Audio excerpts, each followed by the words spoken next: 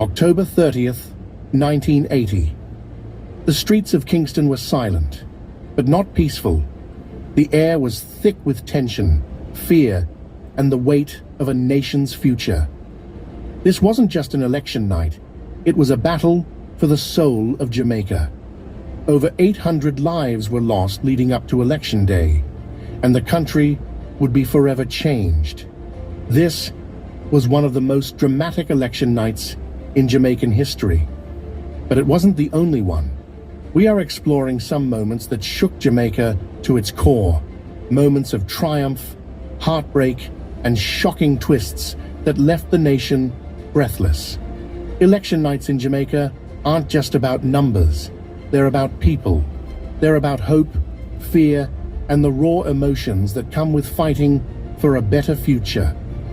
And sometimes, they're about the unexpected, the moments that no one saw coming, moments that left even the most seasoned politicians speechless. Let's start in 1976. Imagine a country on edge. A state of emergency had been declared. Soldiers patrolled the streets, curfews were in place. The Prime Minister, Michael Manley, was fighting to keep his People's National Party in power. But his opponent, Edward Seaga of the Jamaica Labour Party, accused the government of using the state of emergency to silence voters. The tension was unbearable, and when the results came in, it was a landslide for the PNP. But the victory was bittersweet. Many questioned, was this a fair election, or was it a moment when democracy itself was under threat? That night, Jamaica didn't just choose a government, it chose a path. And that path would lead to one of the most violent, dramatic elections in the country's history just 4 years later. 1980. The stakes couldn't have been higher. The Cold War was raging, and Jamaica was caught in the middle. Michael Manley's socialist policies had divided the nation. Edward Seaga promised change, but the campaign was brutal. Hundreds died in the violence leading up to the election. And on election night, the country held its breath. When the results came in, the JLP had won a decisive victory, but the cost was unimaginable. Families were torn apart, communities were shattered, and Jamaica was left to pick up the pieces. And then came 1989. Michael Manley was back. After nearly a decade in opposition, he returned to lead the PNP to victory. But this wasn't the same Manley. He had softened his socialist stance, adopting a more centrist approach. And the people responded. The election night was electric. It was a moment of redemption, of second chances, and of a nation's belief in the power of change.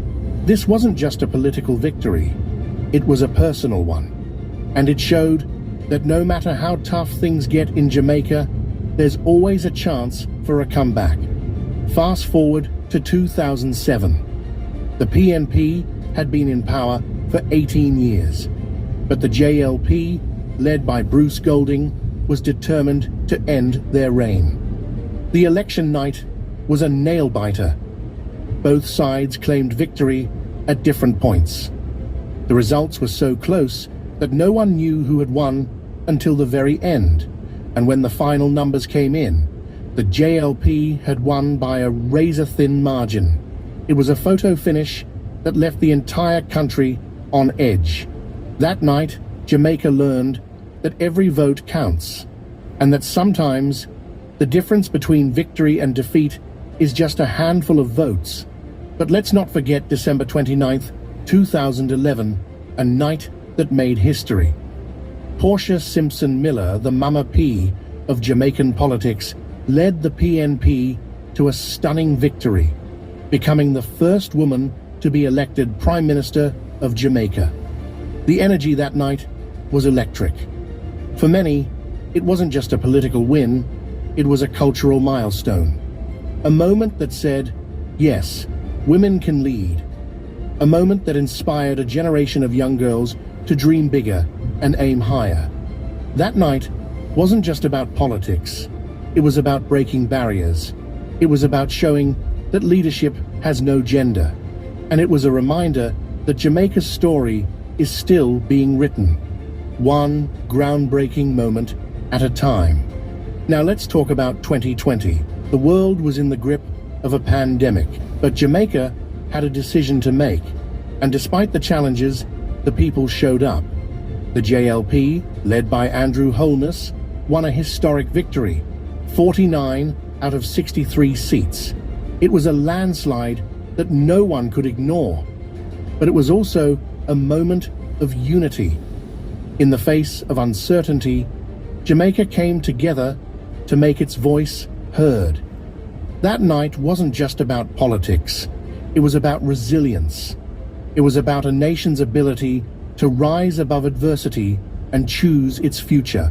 These moments, 1976, 1980, 1989, 2007, 2011, 2016, 2020, they're more than just dates in history. They're the heartbeat of a nation. They're the stories of triumph and tragedy, of hope and heartbreak, of a people fighting for a better tomorrow. Here are 5 bonus facts for you. Number 1, the 1980 election had the highest voter turnout in Jamaican history, over 86%. Number 2, in 2007, the JLP's victory ended the PNP's 18-year rule, one of the longest in the country's history. Number 3, Portia Simpson Miller's 2011 victory made her the first woman to be elected Prime Minister of Jamaica. Number 4, the 2020 election was the first in Jamaica's history to be held during a global pandemic. Number 5, Andrew Holness's 2020 victory gave the JLP the 3rd largest seat margin in Jamaica's independent history, not counting the 1980 election, which was boycotted by the PNP, giving the JLP all 60 seats in Parliament. Election nights in Jamaica are more than just politics. They're a reflection of who we are as a people. They're a reminder that no matter how tough the fight, we never stop believing in a better tomorrow. And as we look ahead to the next election, one thing is certain: Jamaica's story is far from over.